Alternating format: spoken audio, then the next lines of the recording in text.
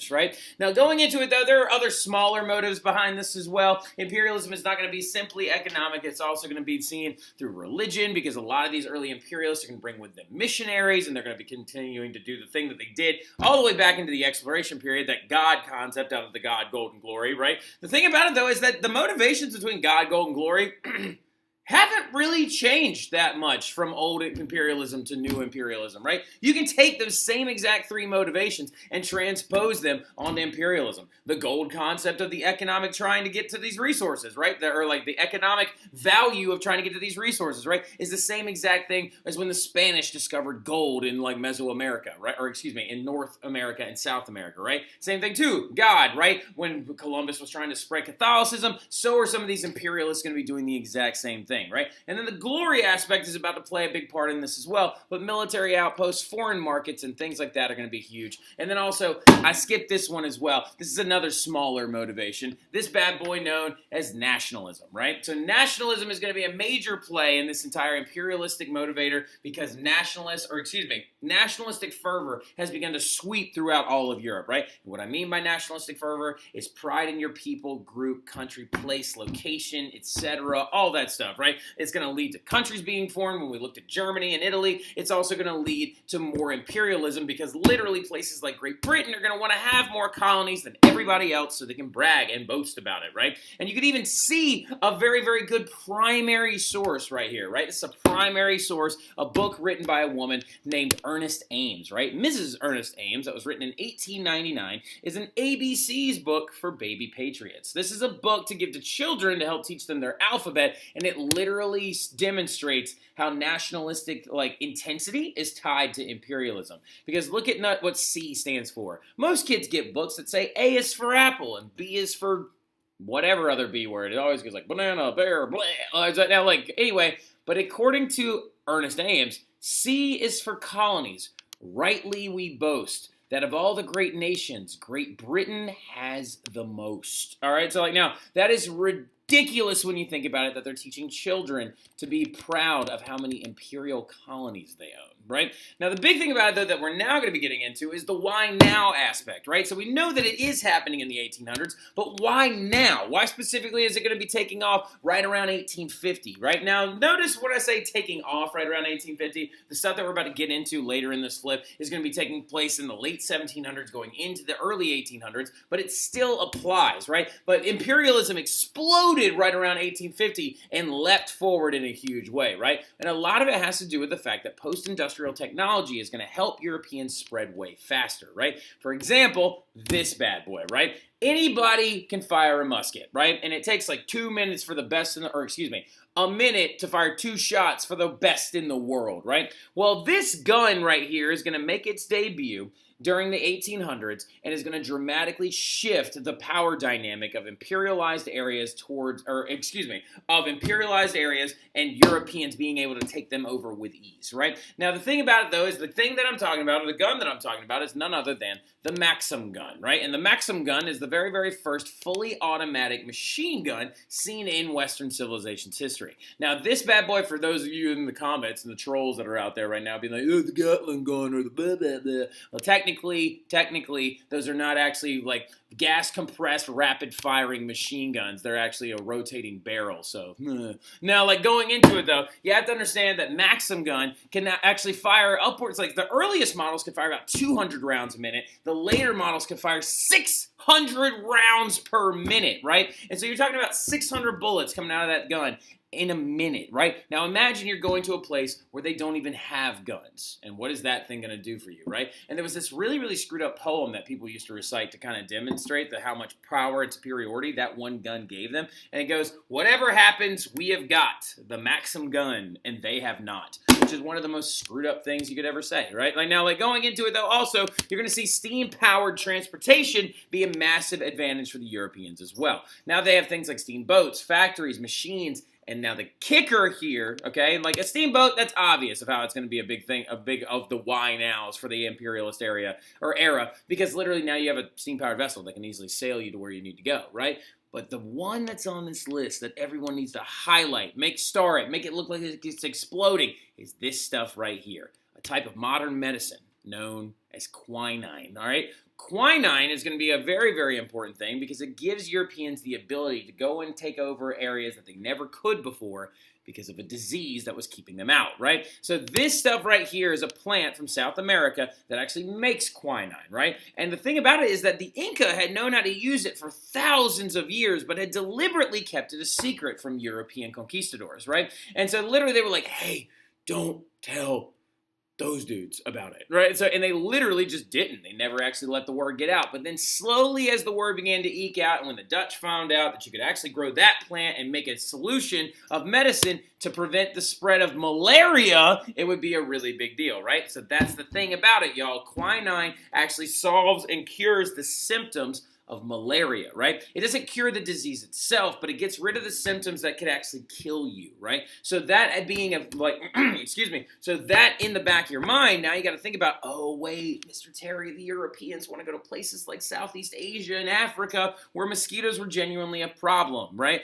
And so the thing about it is this stuff now gives them the ability to go off and do that and take over whatever they want, which is ridiculous, right? But now we're going to be doing it, what we're going to be doing is moving into some of our specific examples of imperialism that actually happened throughout history. And the first one we're going to start off with is the British in China, right? So like now, the British in China, and then we're going to talk about the British in India, and then we could keep talking about the British in anywhere, because literally like a separation from Great Britain is like the biggest holiday ever celebrated. So we have to rewind all the way back to the 1790s, right? So in the 1790s, what you need to understand, Britain has no money. This is Great Britain in the 1790s. They are broke from wars, the American Revolution, and they have not financially or fiscally recovered yet, right?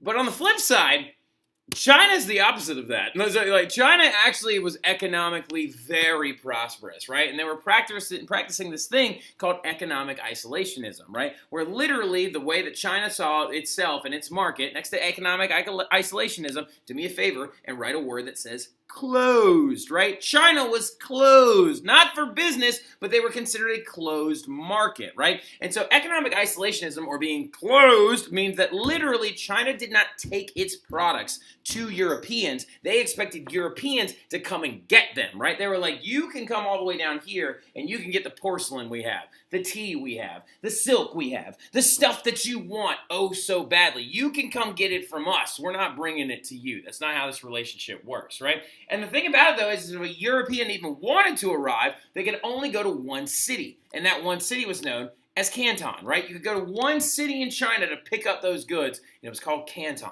because the Chinese did not want Europeans milling around in their society and kind of dysfunctionally messing things up or like literally doing anything that would negatively impact them, right? China, because they practiced these things, was known quite often as the Celestial Kingdom in the late 1700s, being a place of economic prosperity, of limited poverty, and a place where things just generally were pretty efficient, right? And then Britain, of course, is going to show up and ruin that, right? And why is Britain going to ruin that? Because they're losing a lot of money, right? They're broke, China's not, and they're losing even more money every single year on their tea addiction, right? So Britain, okay, and Great Britain and the British, all right, so are heavily addicted to tea by this point, right?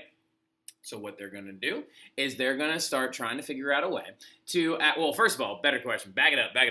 Why are they addicted to tea? Why would the British be addicted to tea? Well, the caffeine has a major like effect and a tie-in as well to the Industrial Revolution, right? You are now awake for more hours. You are now using things like caffeinated drinks to keep you awake for more hours. And then also, by this point, tea is becoming a British norm, right? Look at the Tea Act that happened on the colonies. Even like the colonists drank a lot of tea, right? So the thing about it, though, is with that cultural norm, you have to understand that tea was coming from China and it was extremely expensive. And upwards of 10% of the average household income of a Great British home could be spent on tea alone, right? Which is crazy. The British, though, need that tea, and they can still sell it for a lot big amount of money, but they can't figure out how to get it. So they want to figure out a way to find a product to try and trade the Chinese for straight up. So what they find, though, is a thing that the Chinese have made illegal a long time ago, and the British do one of the most screwed up things ever, and they decide to sell drugs to the Chinese. Like, I'm sorry.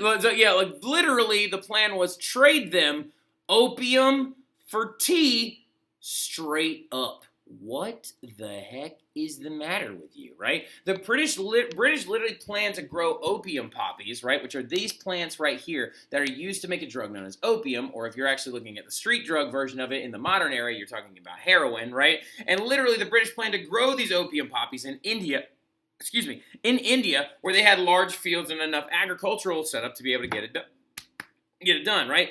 And they were going to trade it to Chinese traders out in the water. Now, they weren't going to bring the drugs straight to, like, China and just drop them off, be like, hello, here, we have the drugs. So, yeah, because literally they can't do that. So what they did instead is they actually traded Chinese traders a case of opium for a case of tea in the water straight up. And then the Chinese would smuggle it back into their own countries, right? Now, the thing about it, though, is then they're going to take that tea and take it back to England and sell it for a massive profit. But the thing you need to understand, though, is that opium is stupid illegal in China, right? They had banned it for over 100 years before this because you don't really typically have a very productive society when you have a bunch of people on opium. Because opium is a depressant, right? It's a severe depressant. It actually makes you kind of like very, very slow and slow moving and stuff like that. And now, my beauty, something with poison in it, I think.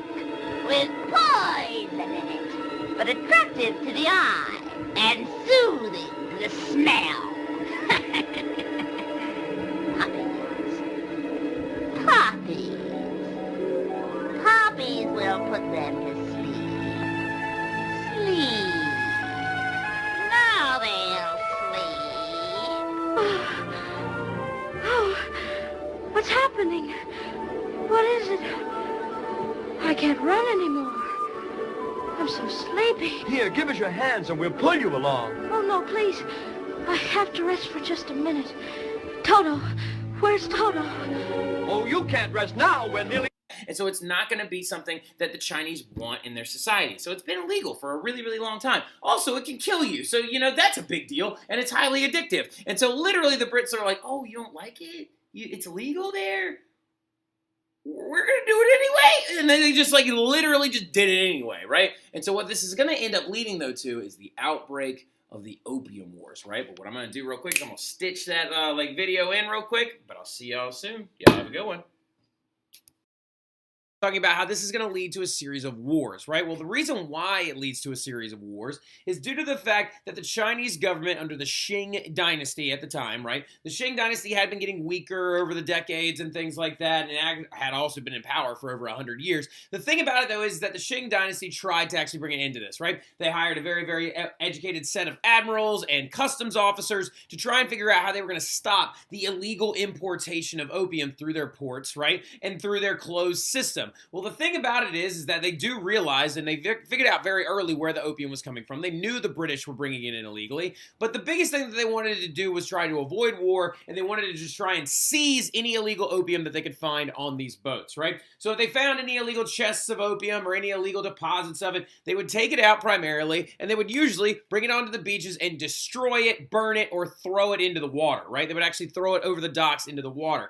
And in total, the Chinese government is going to seize and destroy about 21,000 chests of opium, which is worth millions of dollars in street value, right? Now, the thing about it, though, in the long run, is then on top of everything else is what the British response was. And it's the fact that they had the audacity to ask for compensation for the drugs that they were illegally importing and actually creating an illegal import-export business through a country that's not even their own, right? And what I'm going to do right now is I'm going to clip in another flip. It's going to be nice and short, and we're going to actually wrap up everything talking about the Opium Wars, and then we're going to like kind of talk about the intro into British imperialism in India a little bit, right? But I'll see y'all soon. Y'all have a good one.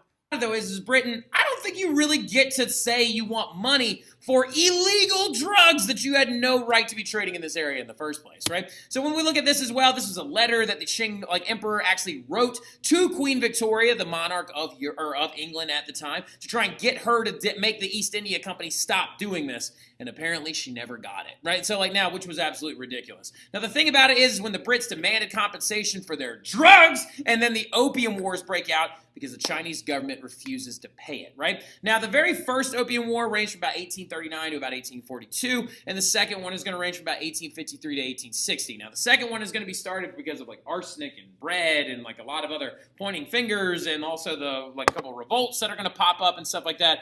But what's going to end up happening is the British are going to open a doorway, right? They're going to open a doorway using their advanced military because the Chinese just did not have the technology necessary to fight the British off. Let's use this picture really quick as a good example of that, right? So when you're looking at this, these were Chinese naval ships going into this war, right? As you can tell, they are still wind-powered with sails, right? But this one right here is being detonated and exploded because it's just been shot by this British warship known as the HMS Nemesis, right? The HMS Nemesis right here, look at that smokestack right there. That bad boy is powered by a steam engine, right? It does not need wind. It has long-range cannons on the front of it. It will literally destroy anything it comes in its path, and it's fighting against an army that is still going into this with some bows and arrows and also swords and very limited firearms, if many at all, right? So the thing about it, though, is both of these wars will happen, and the Chinese would lose, okay? Because they are technologically very far behind the Brits. Oh, and by the way, we were involved as well by the Second Opium War. The Americans get involved, the French, and the Russians, right? Now, they get involved because they see an opportunity, right? Because what began after the Opium Wars was a period of time known as the Century of Humiliation, right? So, whoop, messed up, go back. There we go. So, the thing about it is known as the Century of Humiliation because literally, technologically advanced Brits with their guns and their expeditionary forces were fighting against people carrying shields, swords, and using technology that wasn't quite up to par. And the Century of Humiliation actually begins, okay, after these wars, because basically the Chinese historians characterized it as 100 years that would follow, where the Europeans would show up and begin to impress upon the Chinese people unfair treaties, unequal treaties, and these things known as spheres of influence, right? So remember, China at the very beginning of this entire thing in the 1790s was economically very prosperous. They were also closed, is what it's called, okay? They were closed, all right? They had the Canton system, and if you wanted their goods, you had to go to them, right? Well, now what's going to happen is China will be opened to European influence, and spheres of influence would be established. What a sphere of influence is when Chinese ports, right, were going to be open to international trade merchants, okay?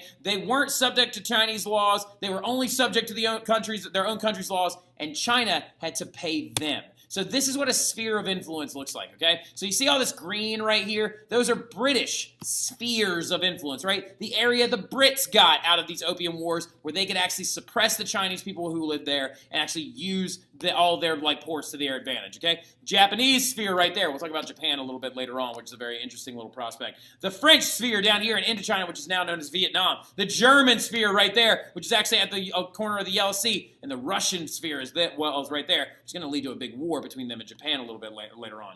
Now, because of these spheres of influence, and because of this century of humiliation, of these unequal treaties that actually come down, where basically the Chinese are being forced to give up their land and their ports to other people, very large rebellions are going to break out, particularly one known as the Taiping Rebellion, which is going to claim the lives of over 20 million people when it was suppressed, and the Boxer Rebellion, which would be crushed by a coalition force of Americans, Russians, British, French, and German troops who would actually come in and destroy that rebellion as well. Rebellions are going to be a very, very big part of imperialism because the people that live there are going to actually try to rid their countries of foreign influence, right? So keep that in the back of your mind that is going to be a consistent theme going forward, okay? These uprisings were crushed at the loss of millions of Chinese lives. Over 20 million people died in the Taiping Rebellion alone. It is absolutely insane that a group of people, especially Europeans with technological advancements, showed up and just suppressed these people completely and utterly for economic gains and also for the extension of their own country. So that right there, that's imperialism. Do you see what I'm talking about? This is imperialism of the 1800s.